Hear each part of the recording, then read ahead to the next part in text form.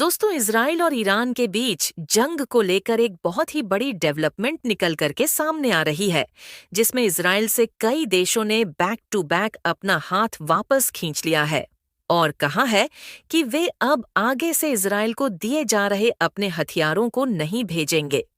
तो वहीं इसके उलट ईरान को रूस और चीन की तरफ से एक तगड़ा सपोर्ट यहां पर मिलता दिखाई पड़ रहा है। आइए इस पर डिटेल में बात करते हैं।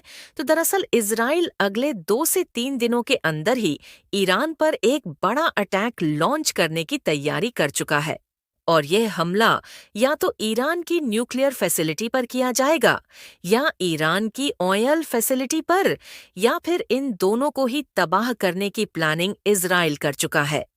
अब यदि इजराइल ईरान की न्यूक्लियर फैसिलिटी पर हमला करता है तो इसे अमेरिका व मिडिल ईस्ट के बाकी सभी ईरान विरोधी देश सपोर्ट करते हैं, क्योंकि वे भी नहीं चाहते कि ईरान एक न्यूक्लियर पावर देश बन जाए। इसीलिए आप देखें कि पूर्व अमेरिकन प्रेसिडेंट ट्रंप ने खुलकर इस बात का सपोर्ट किया है कि इजराइल ईरान की परमाणु हथियार बनाने की काबिलियत को खत्म कर दे। तो वहीं दूसरी ओर यदि इजराइल ईरान की ऑयल फैसिलिटी को तबाह करता है तो फिर इसके बाद पूरी दुनिया में कच्चे तेल की कीमतें आसमान छूने लगेंगी, जिससे लगभग सभी देशों की इकोनॉमी को हैवी नुकसान उठाना पड़ सकता है। और क्योंकि यूरोपियन देशों की बात करें तो पहले से ही रशिया यूक्रेन वॉर के चलते इनकी इकोनॉमिक हालत काफी खराब चल रही है। साथ ही अमेरिका के कहने पर यह लगातार यूक्रेन को तो हथियार सप्लाई करते ही आ रहे हैं और पिछले 1 साल से यह इजराइल को भी अपने हथियारों की सप्लाई कर रहे हैं। ऐसे में एक और बड़े ऑयल क्राइसिस की समस्या को देखते हुए अब इन देशों ने भी इजराइल को यह धमकी दे डाली है कि वे आगे से इजराइल को सप्लाई किए जा रहे अपने हथियारों की डिलीवरीज बंद कर देंगे। इनमें यूके, फ्रांस, जर्मनी और कनाडा जैसे देशों ने खुलकर इजराइल के खिलाफ सख्त कदम उठाने की बात की है।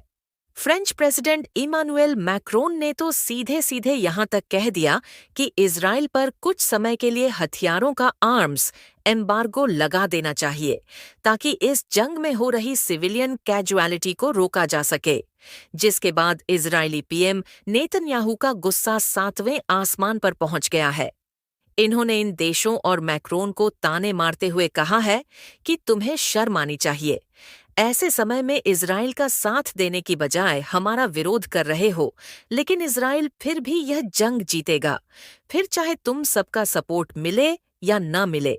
अब दोस्तों, एक तरफ जहां इजराइल को इन यूरोपियन देशों से बड़े बड़े झटके मिल रहे हैं, तो वहीं दूसरी ओर ईरान के लिए अच्छी खबर आई है कि रशिया और चाइना ने मिलकर इस जंग में ईरान का सपोर्ट करने की ठान ली है और यह दोनों ही देश ईरान को अपने कुछ बेहतरीन एयर डिफेंस सिस्टम और अन्य तरह के हथियारों की सप्लाई करने वाले हैं। और इजराइल के ईरान पर हमले के बाद यह जंग डायरेक्टली इजराइल वर्सेस ईरान के बीच एक फुल स्किल वॉर में कन्वर्ट होने वाली है। इस केस में या तो रशिया व चाइना ईरान के अंदर डायरेक्टली मिलिट्री इंटरवेंशन कर सकते हैं या फिर ईरान को अपने हैवी मिलिट्री इक्विपमेंट्स की सप्लाई कर सकते हैं। इन सब सिनेरियो को देखते हुए तो ऐसा ही लग रहा है कि अब दुनिया वर्ल्ड वॉर 3 से ज्यादा दूर नहीं है। इस बारे में आपकी क्या राय है? कमेंट में लिखकर बताएं।